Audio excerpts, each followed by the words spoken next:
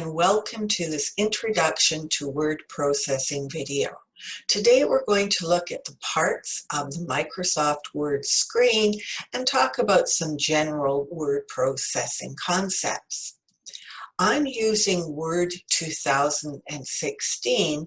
You'll find, depending on the version you're using, your screen might look slightly different, might not have all of the features that 2016 does, but the core tasks and setup of the programs will be the same. Starting in the upper left-hand corner then, we have a series of buttons called the Quick Access Toolbar. And these are functions that are deemed to be used frequently. When you position your mouse on any one of these buttons, a tip box will pop up on your screen identifying what that button is used for, and if there's a shortcut key available, it will appear in brackets after the function name. The center of the title bar is where the file name appears. Because I haven't saved a document yet, the generic name document 1 appears. As you create and save your files, the titles will appear in this location. At the far right side, your minimize, maximize, or restore and close buttons. Just below the title bar area, we have a strip of tabs called the ribbon. And ribbons consist of all of the functions that you can use within your program. When you first open up Word, the home ribbon is selected. And as you can see, there are different sections of the ribbon, each containing a particular group of functions. So we have in the second section commonly used features for font formatting or for paragraph formatting. Like we saw with the Quick Access Toolbar, by positioning my mouse on a button, I will still get that tip box and the a little longer description of what that function is. There are other tabs. If you wanted to change the setup of your page as an example, you would click on the Layout tab and a different group of functions will appear. We're not going to spend time looking at each of these tabs right now because they will be discussed in some of the other library videos. I'm just going to click back on the Home tab. Again, it's always your starting point, so it's a good place to continue this video. You may or may not see below your ribbon a ruler, and the ruler is used to measure the width of columns or help set up tabs in your document. We have a vertical ruler at the left side that shows us the top and bottom margins of your file. The main part of your screen, of course, is taken up by your blank document. You'll notice that flashing vertical line. Well, that's called an insertion point or a cursor. And any text that you type in will automatically appear to the left or before the cursor. So I'm just going to key in a short sentence here. All of the videos in this series are based on the handouts from the library computer workshops. So if you wanted to fall back and read a little more about some of these topics, the handouts are available online, or if you've attended one of our sessions. Just finish my sentence here. So you'll notice the text automatically goes in front of the cursor. Now, when your mouse is sitting on your document page, it turns into a different shape called an I-beam. Now, in older versions of Word, you would just see the I, similar to what's on my screen right now. With newer versions, though, the I beam becomes a shortcut tool to change the alignment or the position of the text. So as I move my mouse across the screen, you'll see the series of lines have changed position and alignment. And this feature will be looked at more in the paragraph formatting video. The I-beam has two purposes in Microsoft Word. I can use it to reposition the insertion point somewhere in my document, and that's done by simply clicking the I-beam shape, or we can use it to select text. Again, as an example, if I wanted to highlight a word to delete it or to format it, I would put my mouse in that word, double left click, and it will then be selected. There are many ways of selecting text using the mouse that we'll cover when we look at editing and formatting text. At the bottom of your desktop, we have our status bar. And the status bar shows you basic information about the document you're working in, the language that is being used for your spell check feature, and at the far right side, different ways of viewing your document.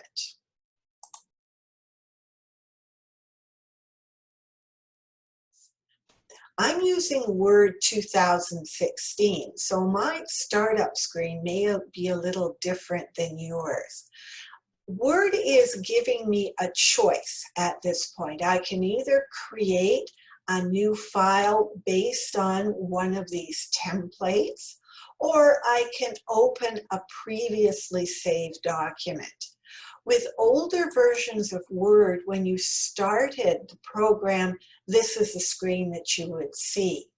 The title bar is showing a generic Document 1 prompt, indicating that this is the first file I'll be working on in the program. The Word document also indicates that this is an unsaved file, and once we start saving some of our documents, you will see that prompt change. So I'm just going to add a quick sentence to this document.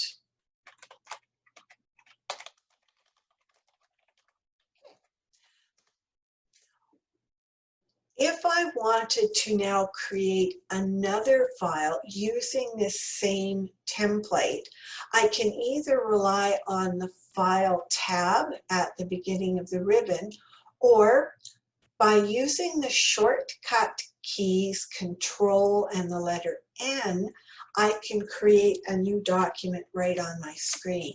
It doesn't give me access to any of the fancier templates, but I have a file up quite quickly that I can start working on.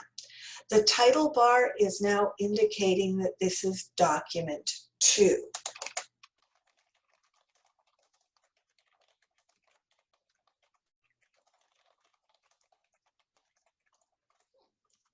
We've seen enough of the normal template, so let's now go and look at some of the stylized templates created by Microsoft.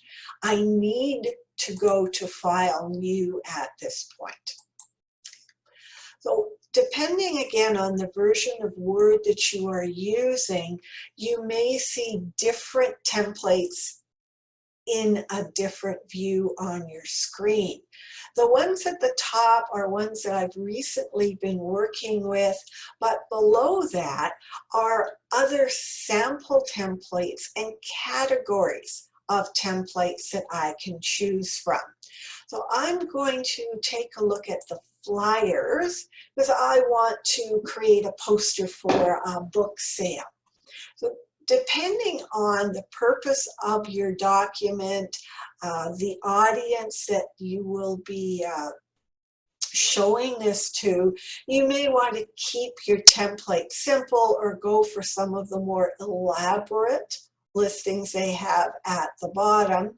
Now this one says grand opening, but I like the look of it and I think it would work well with the information that I want to put in. So if I single click on this template, it's going to give me a little description of the template, and in some cases it'll actually tell you how to use the template.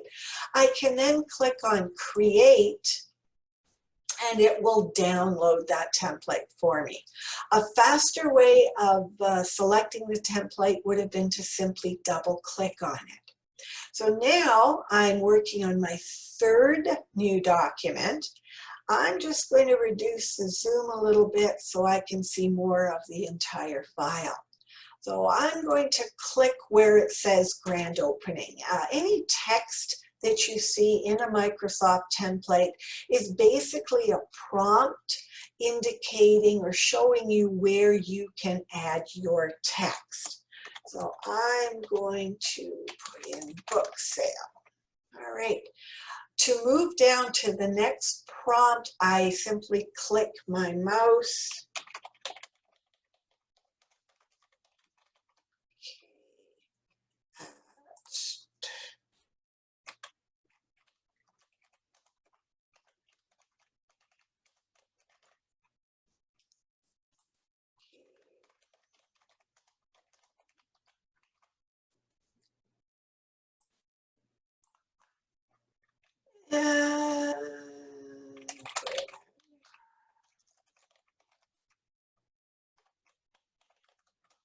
Okay, I don't have anything else to put in here. I don't want to insert a web address, so I'm just going to click in that prompt, oops, and delete it. Okay. So basically, I've used or taken advantage of Microsoft's hard work to create a fast new flyer. Now, to save my documents, I can use one of 4 different methods. The method you choose, though, depends on what you see in the title bar. So because this is a previously unsaved file, all of the methods are going to work the same way. So I'm going to start off by clicking on the File tab and choosing Save. Again, in 2016, the screen may be a little different than what you're seeing in 2010 or 2013. So I'm being asked to choose a location, a shortcut, if you will, to specify either an online drive or a disk on my computer. I'm also seeing recently used folders and drives that I could click on as a shortcut. So I'm just going to choose the D drive, which is my flash drive. The Save As dialog box appears. For older versions of Word, when you clicked on File, Save As would automatically have come up. So the file name area is highlighted blue. What Word does is take the first line or sentence you've typed and assume that that should be the file name. If it is appropriate, if it'll help you identify and find this file down the road, you don't have to change it. I'm going to change it though, because this name doesn't tell me enough unique information about this Millennium Library document. So I'm going to type in book sale Millennium. You'll notice I didn't click my mouse in the file name text box. If I did, I would have had to have manually backspaced out the suggested name. When you don't highlight, you simply type on top of the text that's there. Because I chose a shortcut location, my floppy disk reference is shown in the address bar. All I need to do is click the Save button to complete that command. You'll now notice in the title bar, it's showing this new file name. I'm going to close this document and use this second unsaved file to look at method 2 for saving. Again, I'm going to my File tab, and selecting Save As. The exact same screen pops up that I had seen when I clicked File Save. This time I'm going to go the Browse route, and the Save As dialog box will appear. So again, generic title. To change it, let's say I just want to take out computer videos. Now I'm going to click and just remove a few characters, as opposed to having to retype the same information. From here, I can now verify the location the file is going to be saved in. In this case, it's going to go into my documents library.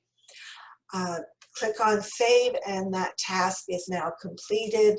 And again, you can see the new file name replace that generic document to prompt. I'm going to close this file.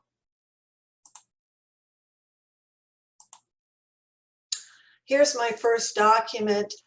What the other method that I can use to save a new file is to click on this Save button in the Quick Launch toolbar. You'll notice the tip box that pops up also shows me the fourth way I can save a file by using Control and the letter S. Because this is an unsaved file, you guessed it, when I click the Save button, I'm going to be routed or sent to the Save As dialog box. I'm fine with the file name. I want to switch this one though to the flash drive. So I'm going to click on that in the navigation pane. Always verify that the location is correct, because sometimes a click here will not automatically change the address bar location. Click on the Save button, and this document is now completed. This is the only time where all of the save methods will do the same thing. You have a new file, you want to save it, you have to go to the Save As dialog box. If you're working with a previously saved document though, the Save and Save As work differently. So I'm going to go to File and Open. Again, on 2016, I can see the files that I've recently worked with. By going to Open and Browse, I'll bring up the Open dialog box that older versions would show you. So the big trick now is to know where I saved my file. The system remembers the last location I saved in my flash drive, and what I want to do is open up the Millennium Book Sale document. I can either single click on the file name and click on Open, or a double click will also retrieve that file. So I'm just going to change the date. No one wants to work on New Year's Day. There we go. Because I have edited an existing document, I now have a decision to make before I save the file.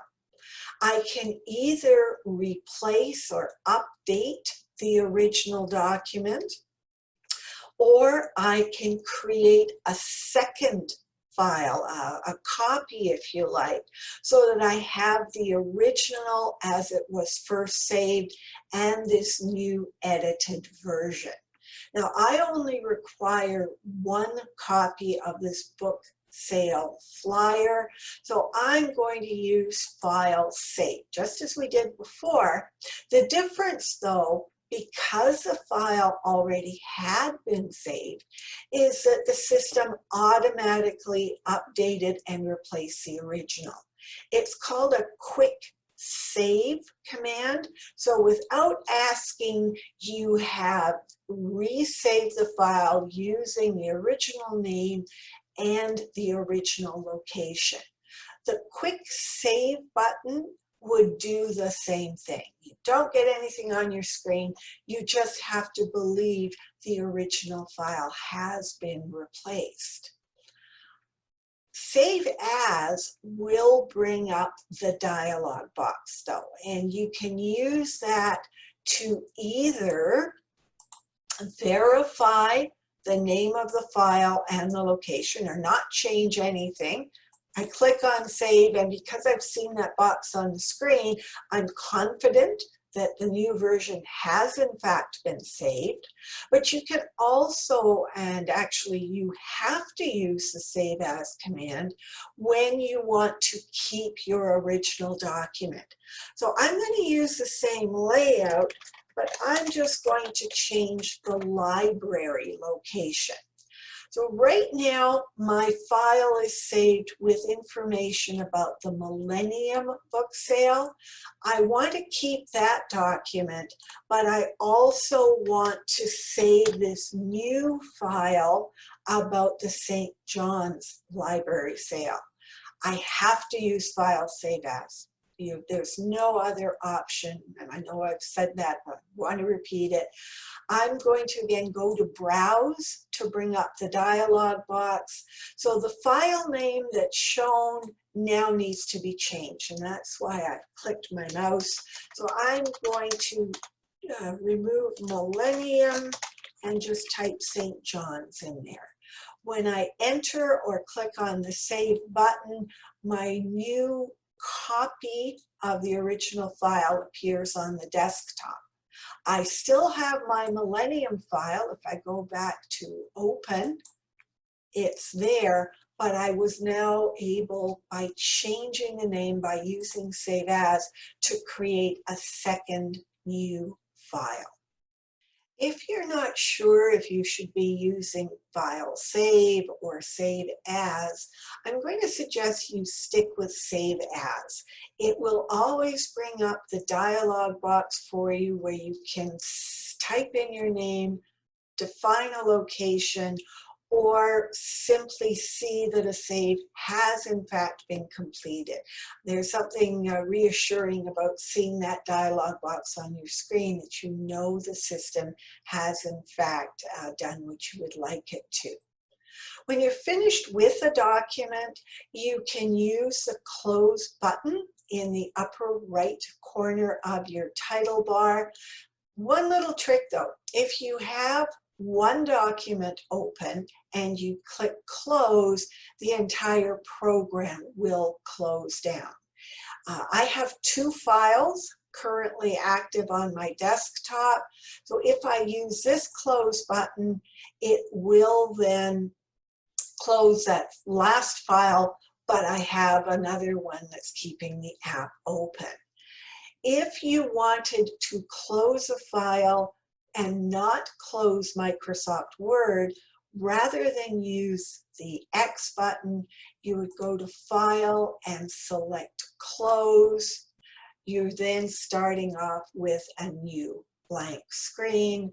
Either go back to File, New, or use a Control and shortcut to bring up a new document, and you're ready to go.